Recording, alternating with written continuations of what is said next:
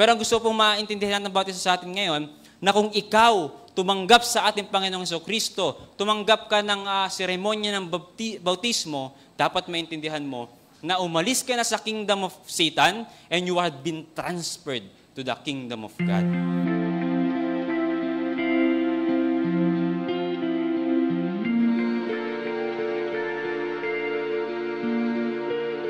Sabi po dyan, but seek first the kingdom of God. Bakit kaya? Kasi nung una pong dumating, ang pagkakasala sa sanlibutan, ang sabi po ng Biblia, chapter 4, verse 4 ng 2 Corinthians, ay ganito, in whom the God of this world hath blinded the minds of them which believe not, lest the light of the glorious gospel of Christ, who is the image of God, should shine unto them. Ano po yung sabi sa first part? Ang sabi dyan, sino po yung nagpapalabo ng isipan ng ating pong ng ating pong pag-iisip tungkol dun sa pagkakilala natin kay Kristo at sa gospel na dala-dala niya? Sino daw po? Yung God of this world. At kung papansin din po ninyo yung structure ng salita dyan, yung God o G-O-D na nakalagay dyan is small letter. Sa mga nag-aral ng konting Bible language at translations, ang ibig pong sabihin nun is, hindi yan nagpe-pertain dun sa true God.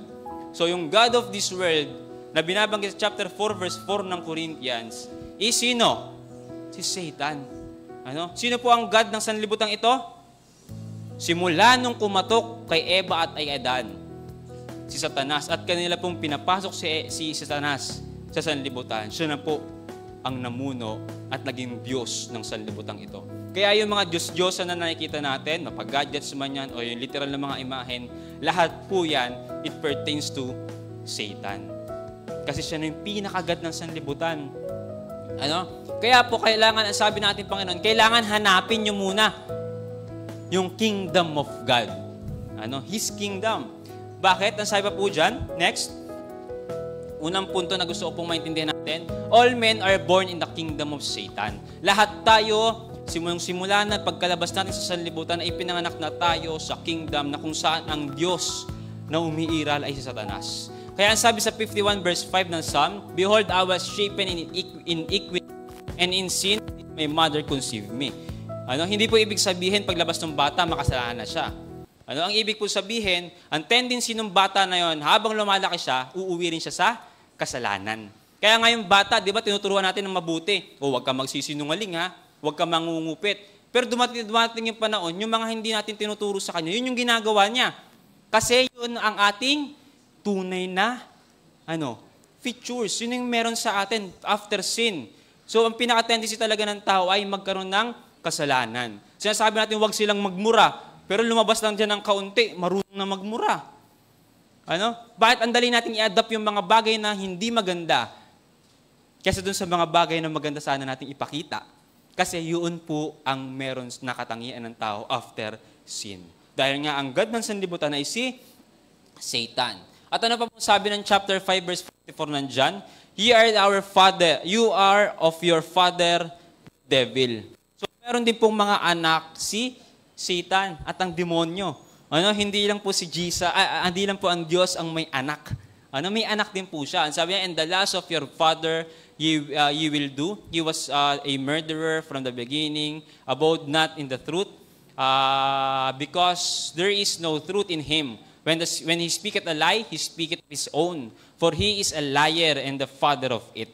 Ano? Ano ibig sabihin mga kapatid? So, nung pinanganak tayo sa sanlibutan, nandito tayo sa kingdom na kung saan ang sanlibutan na to ay pinamumunuan ni Satanas. Kaya wag po tayo magtataka na kung yung buong sanlibutan na to ay maraming kaguluhan, maraming hindi magandang nangyayari.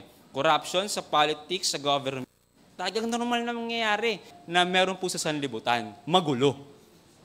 Puno ng inequity. Ano? Kaya ang ating pong dapat maintindihan at ma-disclose sa ating sarili, makapag-stand tayo kung sa ano yung truth. At kung ano yung truth na alam natin, we can share it to the other people, whatsoever, tanggapin nila o hindi. Ano? Ganun po. Kaya ang titignan natin mga kapatid, we have to prioritize the kingdom of God. So, isa sa mga dapat natin maintindihan, una, tayo bilang nasa loob ng church, next, we are transferred to the kingdom of God by being born again. Sino po dito yung mga nabautismuhan na? Siguro naman, karamihan. Ano? So, ibig sabihin, tayo na ay tumanggap nung paglipat sa kingdom of heaven, hindi na sa kingdom of Satan. Ano? So, we have to understand na sa sanlibutan pa lang ito, kailangan natatamasa na natin yung pagiging nasa kingdom of God. Kaya bandang dulo, maintindihan natin bakit lahat binibigay na sa atin ng Diyos Kasi we are in His kingdom and we are His child.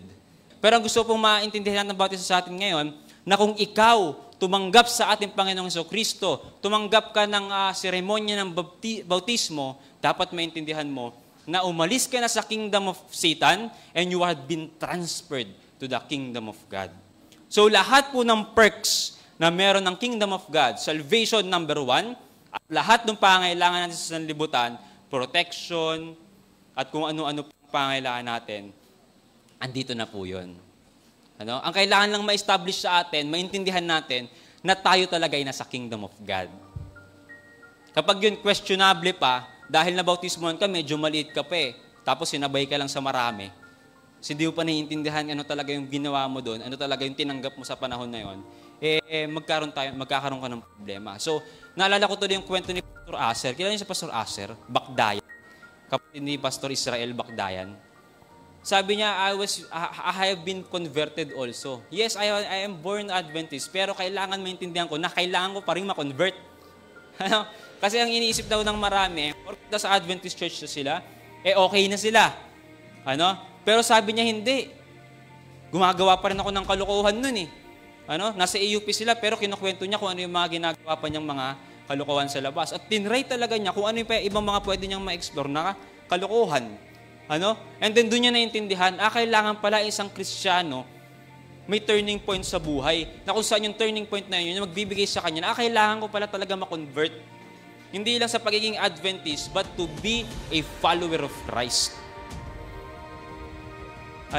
Kasi pagiging Adventist, madali lang. Diba? But to be a Christian, literally, to be a follower of Christ, yun po tayo nagkakaroon ng problema. So we have to be born again. That's with the ceremony of baptism. Nasabi po ng chapter 3, verse 5 nandiyan, sinasabi po ni Jesus dyan, Jesus answered, Verily, verily, I say unto thee, except a man be born of water and of the Spirit, he cannot enter into the kingdom of God. Ang naiintindihan natin kadalasan is yung born of water. Pero yung born of Spirit, ano po yung ibig sabihin? Kasi yung born of water, one time one time ceremony yan. Pero yung born of Spirit, it is the life of the sanctification na meron po tayo all throughout our life in this world. Dapat maintindihan natin yun. Kaya kailangan daw, we have been born of water and of the Spirit. At pagkatapos po noon, ang sabi sa number 1, baptism is a ritual and symbol of a new birth. So kung paano daw po tayo pinanganak nung birthday talaga natin, yun din po yung simbolo noon. Pero it is a newborn person in Christ. Pangalawa, being born again requires dying to the world. So kailangan daw natin ulit mamatay. Para po tayo maintindihan natin na tayo naka-enter sa kingdom of God. At pangatlo, entrance into the kingdom of God makes you a child of God. So yung entrance na yun natin sa kingdom of God, dapat maintindihan natin na tayo po ay kanya pong mga anak.